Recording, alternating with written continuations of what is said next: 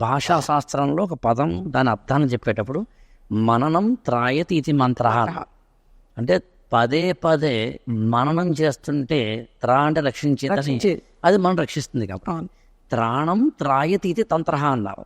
Basic word అది ఎవరెవరు ఏ పద్ధతులు వాడుతున్నారు అనేది తర్వాత డీటెయిల్ స్క్రిప్ట్స్. కానీ తంత్రం అనేది ఇట్ షుడ్ ప్రొటెక్ట్ యూ. పొద్దున లేచి నీ పని నువ్వు చేసుకోవడానికి నీ యంత్రం అనే ఒక ఈ బాడీ ఏ ప్రొటెక్ట్. ఇప్పుడు మనం ఈ డ్రెస్ వేసుకుంటున్నాం just for the protection, right?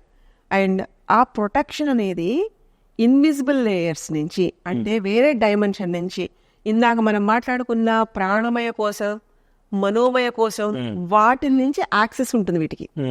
అది ఎప్పుడైతే మన ప్రాబ్లం ఏది ఉంటుందో మన బాడీ చెప్తుందండి. అది వినే ప్రక్రియలో ప్రొటెక్టివ్ గా are we into that tapping system or not. అలాంటి తంత్ర భాగం కనుక అబ్జర్వ్ చేస్తే ఈజీగా నీ ప్రాబ్లం తెలియనంత వరకు ప్రాబ్లం, తెలిసిన తర్వాత you do it. That's how it is. So ఇలాంటిది మంత్రాలతోటి ఉండేది. ఎలాంటి మంత్రం చదివితే అంటే కార్తికేయుడి చేస్తే కవచంలా పనిచేస్తుంది.